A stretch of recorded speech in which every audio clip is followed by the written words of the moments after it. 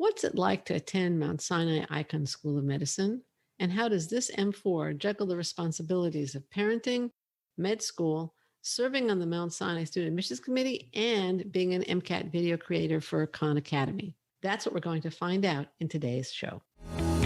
Welcome to Admission Straight Talk, the podcast dedicated to graduate admissions and helping you approach the application process thoughtfully and successfully. Your host is Accepted's founder and world-renowned admissions guru, Linda Abraham. At Accepted, our mission is to get you to that unforgettable moment when you read your acceptance email and shout, "Yes, I'm in!" Confident you'll be attending the perfect program to help you launch the career of your dreams. Welcome to the 399th episode of Admission Straight Talk. Thank you so much for tuning in. I have an announcement for you. You're invited to Accepted's next Med School Admissions Masterclass, the 5-part framework for successful med school application, which I will present on Wednesday, January 13th. This is a webinar that gives you a foundation and framework for a successful application. Don't miss it. The masterclass is free, but you do need to register and reserve your seat. So do so ASAP at accept.com/5partmed. That's the number 5 and then part med. Our guest today is Efrat Bruck. She is an M4 at Icahn School of Medicine at Mount Sinai in New York. Efrat is a non-traditional medical school student who began medical school when she was already a mom and after a successful career as a teacher. Let's hear her story. Efrat, welcome to Admission Straight Talk.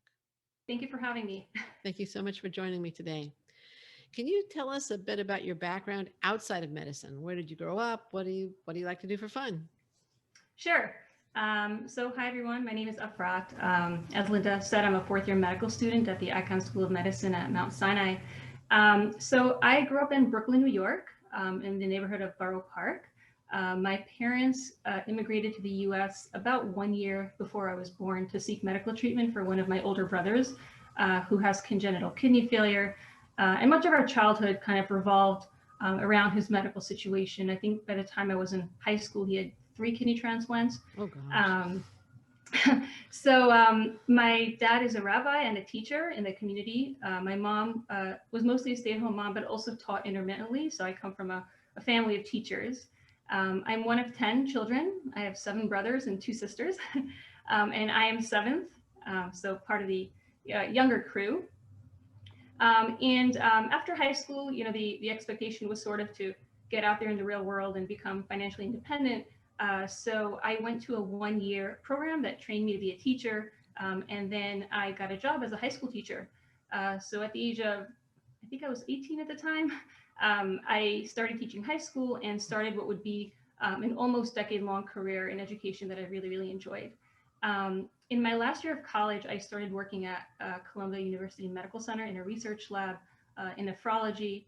I had a really like a personal kind of connection to nephrology because of my brother. And I think my work at the lab was the springboard that eventually led me to go to medical school. So you mentioned you got the teacher training and you started a almost decades-long career as a teacher. When did you go to Columbia? So to backtrack, Columbia was So I went to college a few years after high school. I want to say maybe 3 years into teaching. I went to Terrell College in Brooklyn, New York. And then in my last semester of college, as part of one of the honors projects, I started working at a lab at Columbia, a lab in nephrology. The principal investigator was Dr. Jonathan Barrage. And that was, as I said, the springboard for applying to medical school. Okay. All right, great. So now you mentioned that because of your brother's situation, you were kind of drawn to nephrology.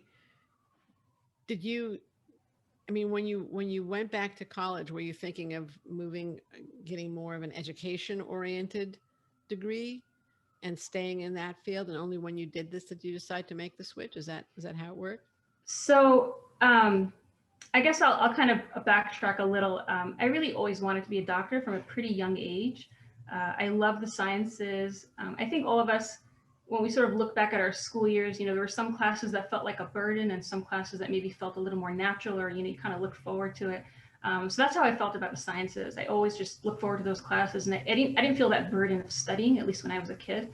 I guess kind of burdensome later on. But as a kid, I really loved it. And I was just fascinated by this, link between science and medicine. Like I knew science existed, and then somehow this translated into medicine, which I knew kept my brother alive all those years. So I was really fascinated from a young age.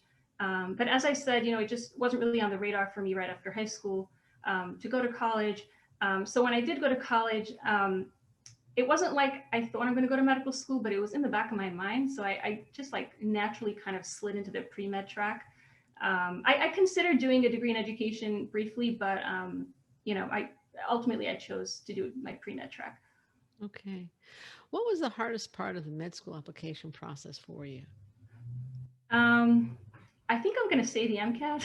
Okay. As it probably is for many people. Oh, yeah. Well, I think it's the MCAT, but not just the MCAT. I guess it's also that I was doing so many things at the time. I had two jobs. Yeah. So I was teaching, and then I started working, the lab started off as like a volunteer thing, but then turned into a job. And at that time, I'd also gotten married and moved, to not a new city, but a new borough in New York City, which, for people from New York, that's like moving to another planet. I mean, I had to take a car to the grocery store. so there was a lot of adjusting. And then to throw it all in, like I started, opening up MCAT books and realized, this is not a test you could just like study for in a month or two. You really have to put a lot of effort. And I was like a year away from college already. So I think the MCAT was the hardest part, and all the stuff I was juggling. And the solution was to take a good hard look at everything and kind of make decisions. And I did, ultimately leave my job as a high school teacher. It was a really tough decision, but it was the only way to kind of, go on to my new path. All right. So you prioritize basically. Yes. All right. And did you do self-study or a course or some combination? So I started off studying by myself to just like test the waters.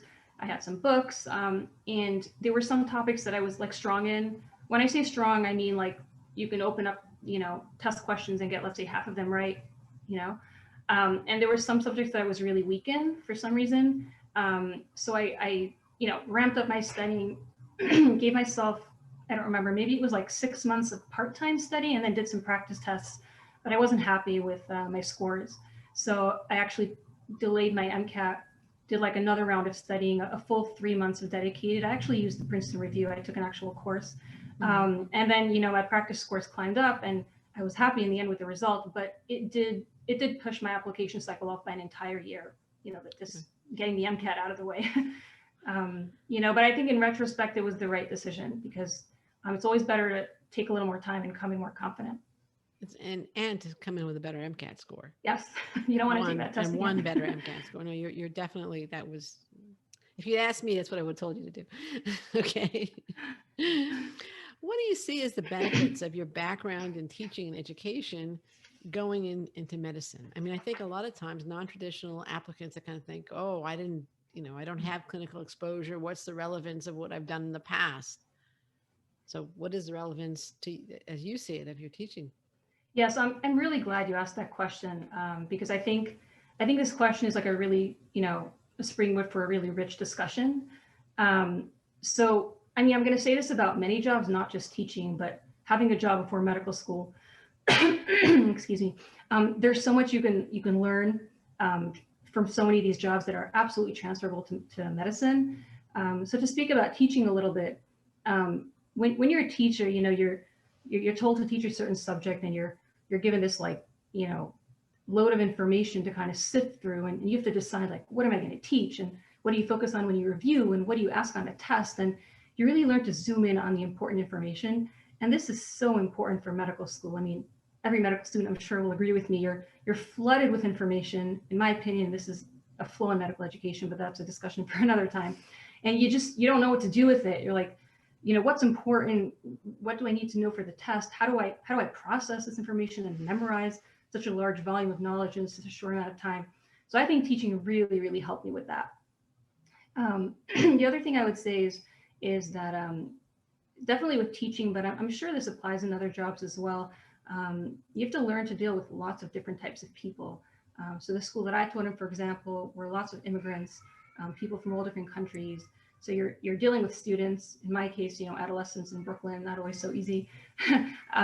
You're dealing with coworkers, you're dealing with principals, administrators, and then you're dealing with parents, which is a whole other beast. So you really, hone in on your people skills, communication skills, things like that, which are extremely important for medicine, because if you're going to be a doctor, you're going to deal with people from all walks of life, different from you culturally, religion, politically, whatever it is. And you have to know how to, see eye to eye with people who are different than you. One of the things I thought you were going to say in response to this question, and you can tell me if I'm right or wrong in that. I thought your answer was great, but this is what I thought. One of the things I thought you would raise is that physicians are frequently teaching. So yeah, I mean, it was like kind of on my list. I was going to get to that. Okay. But I didn't want to go on for too long. So yeah, medical education is built, in this way. You have this pyramid, right, with, medical students at the bottom, first, second, third, fourth year, interns, residents, attendings. And it's really the responsibility of each tier to teach the level below them. And patients. Exactly. Patients too. That's a very important one. Thanks for bringing that up. But yeah, even if you're not interested in medical education in a formal sense, like I am, you have to teach if you're a doctor, medical training, teaching patients. And I will say that on my medicine rotation, for example, in the third year, the person I learned the most from was, the fourth year medical student right above me. Sometimes it's easier to learn from people who are closer, in their training to you. Right. But that is absolutely true. And, I've definitely gotten feedback on rotations that I did a good job teaching. And I think it's just because of my background. Right. Okay, great. And I by the way, I really liked your answer. I was just, what about that one? What have you liked so far? I understand you're kind of towards the end of your medical education, but what have you liked the most about Mount Sinai's Icahn School of Medicine? Pre-COVID. Let's talk about pre-COVID, okay? Yeah. Wow. Good old days. I could probably spend an hour talking to you about, the amazing things at Sinai. But I do have a couple of, I guess, key points that I want to mention. The first and probably most obvious thing is, it's a world-renowned institution, and they really, really live up to their reputation. And, when I look back at my undergraduate years in high school and I reflect, and I think all of us kind of probably feel the same way, there are lots of things we do in school that, like, I don't know if are so necessary, homeworks and assignments. And sometimes you wonder, do I really need this? I mean, do I really need to know where every last electron goes in this reaction for organic chemistry? And, we question these things. And, to be honest, a lot of it is not perfectly relevant to what we do. But at Sinai, the education we get is so carefully crafted. Every homework assignment, every write-up, every lecture is really one step, another step for you to become a great doctor. I can honestly say that there wasn't a single time in my education where I thought to myself, wow, what a waste of time. Even things that are not necessarily relevant to the field that I'm entering, as a doctor, you need to have a broad foundation for lots of areas. So I feel like the education is just superb. And it's a little hard sometimes to see it when you're amongst your classmates because, they're all getting the same education. But when you start to venture out and different sites and you're around other students, I think that the Sinai students really stand out in the remarkable education that they get. That's fantastic. Yeah. No, if you have more, I don't mean to interrupt you. I have I think other than just, training us to be great doctors, I think at Sinai, they really try to support you in your unique journey, whatever that is. So for me, that was, I wanted to raise a family while doing medical school. For my classmates, it's other things. I have a classmate who's a playwright. There are people involved with startups. There are people involved in all sorts of things where, your time is spent not just in medicine. And I feel like at Sinai, they really, really try to understand you and support you on your unique journey. So that's another fantastic thing about Sinai. And I'll say that, the way they do this is, they have, of course, expectations of us, of, what kind of students they want us to be, what kind of doctors, but it kind of goes both ways in that we sort of expect them to take our feedback very seriously. And that's something that's also great at Sinai. They take student feedback extremely, extremely seriously. Like every other institution, we evaluate our classes, every lecture, every professor. And change is implemented very swiftly. You know, it's the evaluations don't just line up in some desk and like stay there and I don't know what happened to it. They're taken very seriously. And I've seen, you know, changes implemented definitely from one year to the next, but even one semester, 1 month to the next based on students' feedback. So I think that's, you know, how they do it. They really take their students seriously. That's great. Thank you. What could be improved? What can be improved? Every place has something that could be improved. Yes. So I think one thing that can be improved, I guess I'll give some background for those of you who are not yet in medical school, but, you know, in your third year, which I think is the most, you know, intense year of medical school, you have clerkships, which means that you're kind of on a clinical site, you're in the hospital setting, sometimes at your own campus, but sometimes, you know, you're sent out to other kind of sister campuses. And, you know, Sinai has its goals and objectives, you know, for their students and what they want us to accomplish. And sometimes, you know, at the various sites, whether it's the residents or attendings or people at that site aren't necessarily that familiar or, you know, don't understand those goals as well. And sometimes, you know, there's a little bit of a mismatch between the goals of the school and the people at the site. So I think, you know, maybe some communication between the school and those various sites so that everybody's on the same page as far as like what the goals are for medical students. Okay, that's great. Thank you. Now, you became an MCAT video creator for Khan Academy. Why? And do you have any MCAT tips that you'd like to share? Sure. Yes. So Khan Academy is, you know, I fell in love with Khan Academy when I was an undergrad, and I discovered that if I had a hard time with a subject, I can just go to Khan Academy and watch videos for free. And the videos were amazing. Sal Khan is just, you know, an outstanding teacher. Right. And then I found myself not using it just to learn for myself, but using it as a tool to improve my own teaching. And I use it a lot in studying for the MCAT. This is before they even had their MCAT platform, or maybe it was like very new. And after I took my MCAT, I just had like this free space. Remember, I mentioned that I pushed my application off by a year. Right. So I took the MCAT like in January and then kind of sitting around till the summer, and I already left teaching. And I read about this competition that Khan Academy launched with the Robert Wood Johnson Foundation, the AMC, where they wanted to build, you know, an MCAT platform, which I thought was a brilliant idea because, you know, as you all know, I mean, like courses in MCAT prep is like prohibitively expensive. And everything would be for free. So I felt like this would be a great way to get involved, give back to Khan Academy just because it helped me so much, and, you know, help level out the playing field for, you know, people who are at a more financial disadvantage, which at certain points in my life was definitely the case. So I kind of understand what that's about. So I just, you know, entered this competition, and I was chosen as one of the winners. We got a paid trip to San Francisco, which was really nice. We were trained. The training was led by Rishi Desai, who was the Chief Medical Officer at Khan Academy. Sure. I think he is the Chief Medical Officer at Osmosis right now, if I'm not mistaken. Right. Well, I actually interviewed him a few years ago. Oh, yeah. So he trained us. Yeah, and then a couple of us were then hired by Khan Academy to make the videos. And like I said, I had the time. It was in between, you know, different things going on. So that's how that happened. Right. And you were kind of synthesizing your medical background and your sciences. Yes, I still remember that the video I submitted was about the kidney. Honestly, I don't think I could like give you that lecture. Like I don't remember anything. I just I wouldn't understand it anyway, so it's okay. But yeah, it was about the kidney because that's like what I knew at the time. I knew about the kidney because of my brother and my research. But yeah, it was really a synthesis of my career with now like, you know, launching my new path in medicine. Yeah. Very nice. Okay.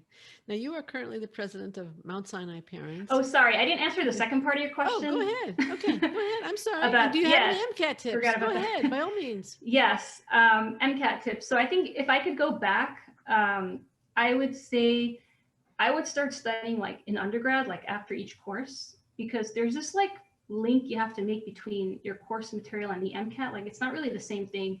MCAT really requires you to synthesize the knowledge and like apply it to new scenarios.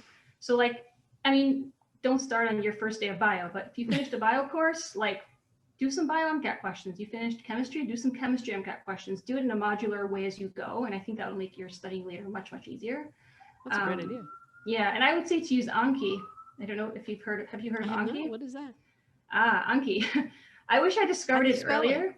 ANKI. Okay. So, I mean, if I had Anki in undergrad, boy, my life would be so much easier. So what is it? So I'll give like a really short background to understand what Anki does. So there have been lots of studies done on how people memorize things and remember things. And the basic bottom line is a concept called spaced repetition, which is that, you know, when you learn a certain fact, there comes a point in time where let's say you learn this fact and you know it really well, but then it comes a point in time where you like start to forget it, like your memory drops. That point in time is where you should learn it again. And then learn it again. And that interval between your learning gets smaller and smaller and smaller as you go.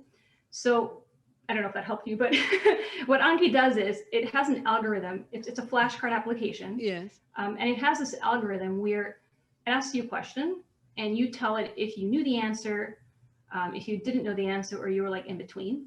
And based on your response, it will decide when to shoot that flashcard back at you for optimal memory.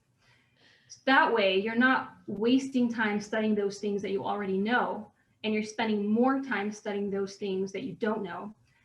But thrown in there, like it has somehow built into this algorithm, like research backed, you know, like how much time should be spaced, you know, between learning the facts, right? If it's not going to shoot you like the same card every day.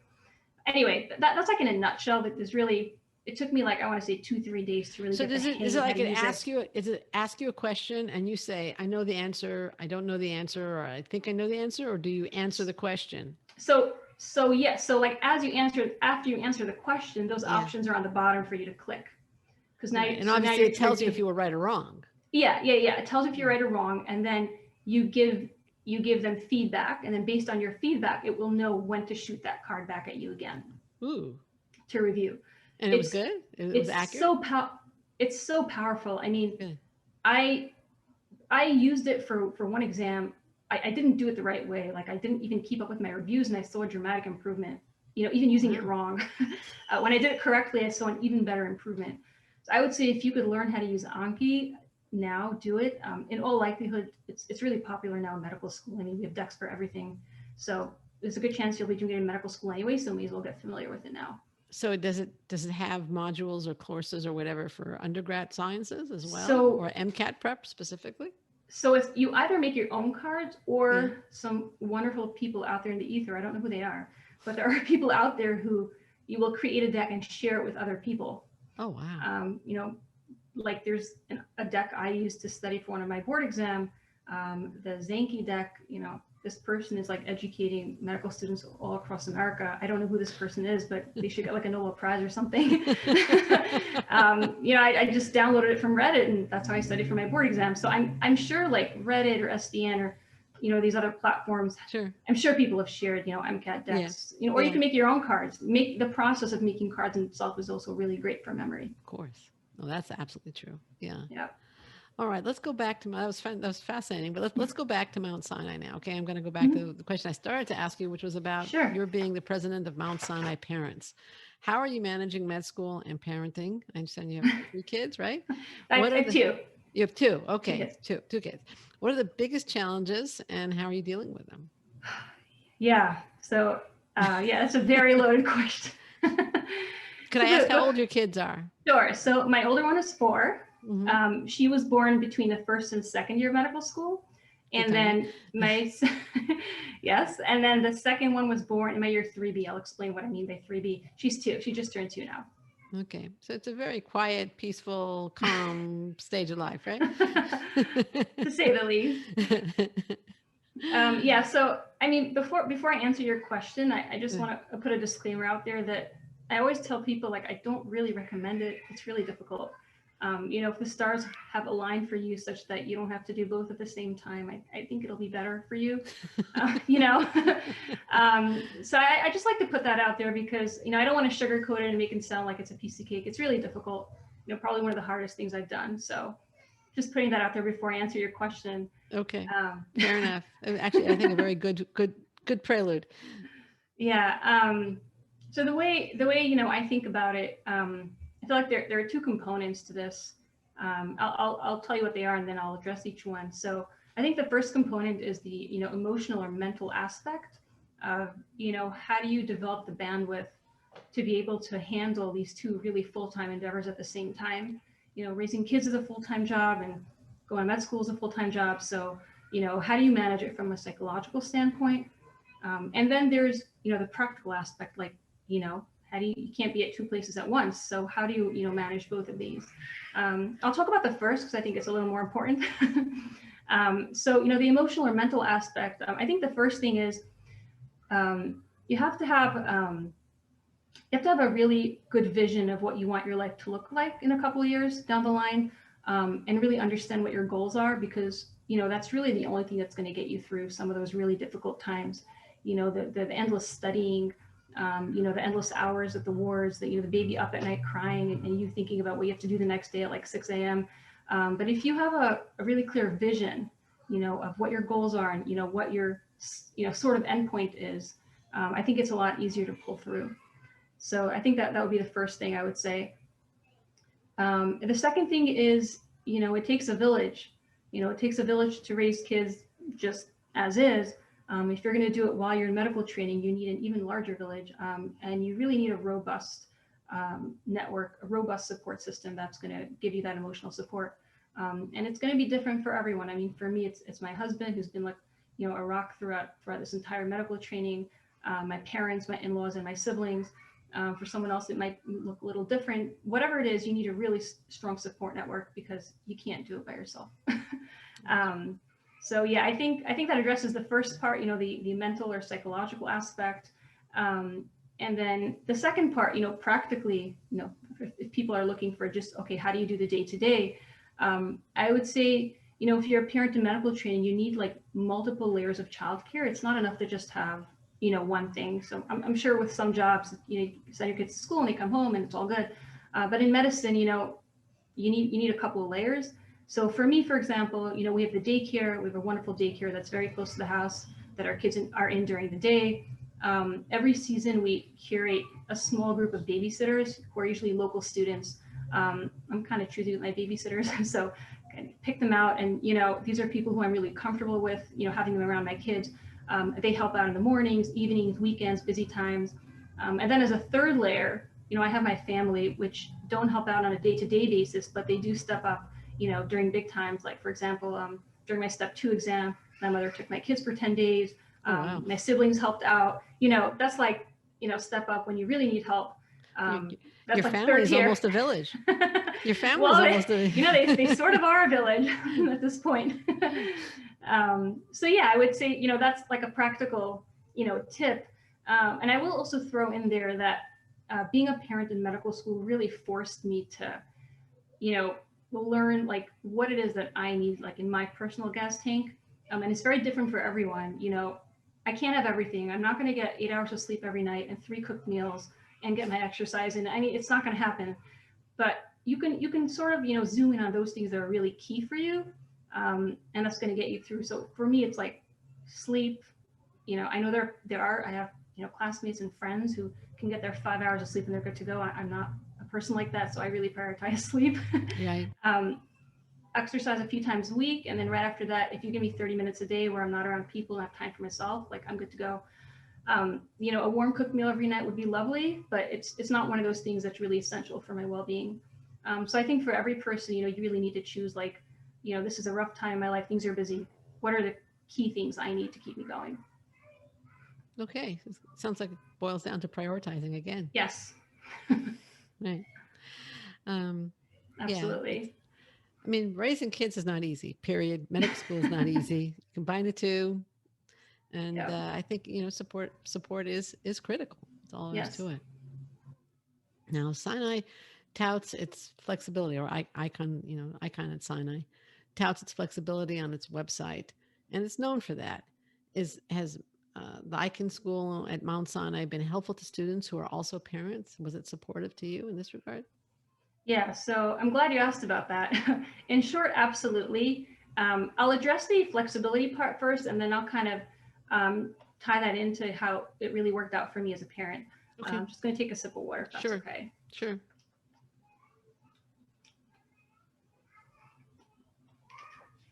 So to answer your question, Sinai absolutely lives up to its reputation as far as flexibility goes. So are you familiar with the FlexMed program? Sure. Yeah, so But you can please describe it, because there might be some listeners weren't. So, I mean, I was not a flex med, so some of my, I don't know if I have all the details 100% down pat, but the basic idea is that you can apply to medical school while you're still in college. You can be any major. In fact, most flex meds are not science majors. And, you can get an early, an answer, like an early answer if you're accepted. And the idea is that, we want you to use that time doing other things, because, the pre-med grind can be really, in some ways soul crushing. And we don't necessarily think that that's the only way to become a great doctor. So, we want people to use that time for other endeavors. So that's the idea, the flex med pathway. Do they have to take, I'm trying to remember if they have to take the MCAT or not. No, you don't have to take the MCAT. They do like a summer boot camp where they kind of bring you up to par with some of the sciences. And Sinai's published studies comparing the flex meds to the traditional medical school applicants. And there are some slight discrepancies in certain areas of performance, but the bottom line is that they do just as well as the traditional students, and in some ways even surpass the traditional students. So it's definitely a program that has, tremendous success. I think at this point, 50% of the students in the class are flex med, wow. Which is different than when I first came in. So I think, there's a lot of success with this program. So I think that's one thing. The other thing is we have over the third and fourth year, 28 weeks of elective, which I only recently learned is a pretty large amount of time. I have friends in other schools who are lucky if they get 10 or 12 weeks. So you have 28 weeks of time where you get to choose how you want to drive your education, and then pick which courses you want to take, and etc. And I think that's really great, because it helps you, take ownership over your education. And not just that, but during first, second, and I believe third year as well, we have protected time called flex time, which is like a weekly block of time. It can be an afternoon. During third year where it's busier, it's maybe only once or twice a month. But that's time that's really blocked off for students to do things like shadow, get involved with research endeavors outside of medicine, where they're telling us, be the person you are. You're on this unique journey. Here's time for you to just protect the time for you to do your own thing. I have to say that when I was pregnant, I think I used some of that time to nap, but you're going to say, yeah. But that's what you needed at that point in time. Yes. But I think it just demonstrates the priority that they give us as far as autonomy and flexibility goes. Another thing I would say is, we take all of our exams kind of on our own time, on the weekends, in our own space. Exam opens up on Friday, closes Sunday, and you can take the exam whenever you want, wherever you want, which makes it really like easy to go away for weekends and be with family. There are people who, like, it's 7 p.m. on Friday and the exam opened up and they take the exam and they're done with it and they have their weekend free. There are people like me who waited till Sunday night till the baby was sleeping, at 9 p.m. to take the exam. So basically, they're telling you there are lots of different paths to becoming a great doctor. There are lots of different ways to do things. You can choose and take control of your education in the way that you want. So that's as far as like general flexibility goes. And then, to answer your question about how that ties in with parenting, so when people say to me like, oh, how did you do it? I say, the key was time. So what Sinai's been doing recently, and this, like, I think it's kind of more recent that they're doing this, but for people with families or even other endeavors that just require a lot of time out of medicine is something called the decelerated year. Have you heard of this before? No. Okay. No. So the decelerated year is you basically take your year of medical school, which for most people is third year because it's the hardest year, right. And you split it over 2 years. Oh. Right? Everyone here is like, so smart, right? Mm. And that really, you're doing it in a proactive manner, right? You're not like showing up and saying like, oh, I can't. You're planning everything a year in advance, and you're setting up your clerkships in a way that you have breaks in the middle at times that you need them. So, for example, I took a decelerated third year, and then I also took a decelerated fourth year. So I was able to take a good 2 months off when my second daughter was born, and at times that things were really crazy. There was always like a little break at the end. When I was pregnant and really sick on my surgery rotation, those are like really long days where you're there at like 5 or 6 in the morning, I would come home at 8 at night, throwing up half the time, on a clerkship like that, because I had that extra time at the end, I was able to kind of, push off my shelf exam, not take it exactly at the end of the clerkship, because, on top of all this clinical stuff you have to study, so it gives you some time, to play around and really affords you that flexibility. So that was really the key to me doing both, being a parent and doing medical school. Yeah, that would make a big difference.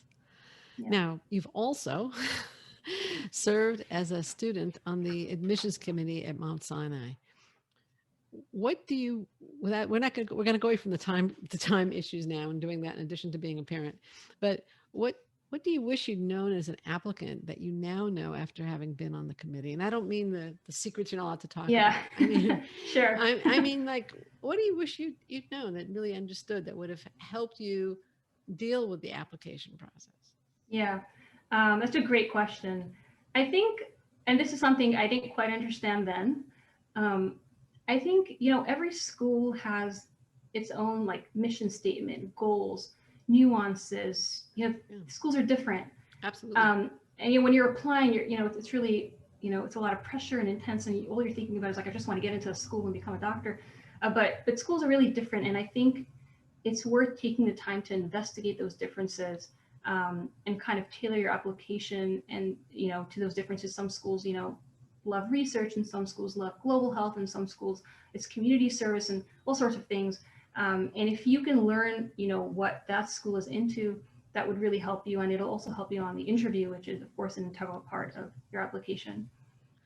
So sometimes when you reviewed applications, you kind of had the sense that this was for Columbia, not for Mount, or this was for, or the sense that, maybe this, I mean, like they copied and pasted. And there are people, for example, like I have had people tell me, I really thrive in competitive environments that are really structured, and, I need that pressure, I don't know, not sure Sinai would be the best place for you. At Sinai, it's more about independence and autonomy. So just talked about the flexibility. So yeah, flexibility is like all over the site. Yeah, I think it's like the trust, they put in you, that they really trust you to take ownership of your education, but at the same time, strive for excellence. Right. No, I think that's excellent advice. Thank you. How do you see your career evolving? Are you going to stay in nephrology, or what do you? So I'm actually applying into anesthesiology. Okay. Detour there. All right. I can say you like sleep, but we'll see about that part. Yeah. So I have a particular interest in medical education, and I don't know if I know how that will flesh itself out exactly, but I know that I do want to be involved in medical education in some way. I'm a huge fan of the Khan Academy approach, making knowledge available for free in a very digestible way that appeals to everyone. So I think that's going to be a big part of my career. In addition, of course, to becoming an excellent clinician. I'm a really hands-on person, which is, one of the reasons I chose anesthesiology. So I feel like, being able to master, even technical skills and just being great as at what you do is definitely one of my goals. Okay, great. What advice do you have? You've given a lot of advice so far, but if, before we wind up, what advice do you have for applicants aiming for, a 2021 application? In other words, applying next year or even the year after? Yeah. So I would say, take a good look at your application, and try to separate those things that you can change and those things that you can't. Nobody's perfect. Maybe you have a C in some science class. It doesn't look good, right? But there's nothing you can do about that. And try to not fret over those things, and really work on those things that you can improve. If you're not happy with your MCAT score, maybe you can take it again. If you feel like your extracurriculars are falling short, get involved in some research and some shadowing and some clinical things. And really try to boost the things you have control over is one thing I would say. And the other thing I would say is, instead of trying to just like check boxes, shadowing, check, volunteering, check, research, check, try to find things that you're really passionate about, because, you'll be more authentic about it, and it'll come across better on your application. We all, have to check things off check boxes off in life. It's just part of life. But as much as you can, try to find things that you're passionate and driven about, because it'll help your application be a lot better. Sure. What would you have liked me to ask you? I think I would have liked you to ask me, I guess if being a parent, if I think being a parent would make me a better doctor. Go for it. And how that ties in. Go for it. Great question. Yeah. Wish I would have thought of it. Well, yes, I do think being a parent, I don't know if at every point in time it made me a better student. But, so time becomes a thing when you're a parent, and like, I definitely did not have as much time to just spend studying. So it was more about learning how to, hone my studying skills so I can get the same amount done in a short amount of time. But as a doctor, I'm absolutely certain that being a parent will make me a better doctor. It's amazing, the amount of similarities between these two endeavors. I think they're both things where Can you there's give me an example? Yes. So there's like a lot of investment up front, both with parenting and with medicine. That's true.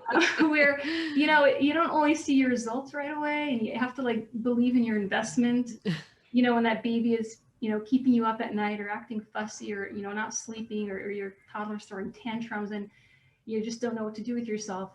It's hard to, remember that one day, hopefully this will be a, fully grown adult, who will function by themselves. And I feel like, medicine too, there's a lot of investment up front, and just time that you have to put in and energy. So I think in that regard, it teaches you to really like, stay in the fight, have that grit and make it to the end. That's a wonderful perspective. Thank you very much, Efrat. I think we're just about out of time, and I want to thank you so much for sharing your impressive story and squeezing in this interview. I know you're really busy. Thank you for having me. I think a couple of times I heard the kids, but it's fine. We'll link to resources related to this podcast from accept.com/399. Listener, thank you too for joining Efrat Bruck and me for Admission Straight Talk's 399th episode. Final reminder and a favor. Don't miss the 5-part framework for a successful medical school application, which I will present on Wednesday, January 13th at 5 p.m. Pacific, 8 p.m. Eastern. The masterclass is free, but you do need to save yourself a seat. So you can do so ASAP at accept.com/5part-med. Again, that's 5, the number, and then part med. And the favor, if you find the show worthwhile, please tell a friend about Admission Straight Talk. They'll thank you, and so do I. Thanks again for coming. This is Admission Straight Talk, produced by Accepted, and I'm your host, Linda Abraham. I'll talk to you again next week.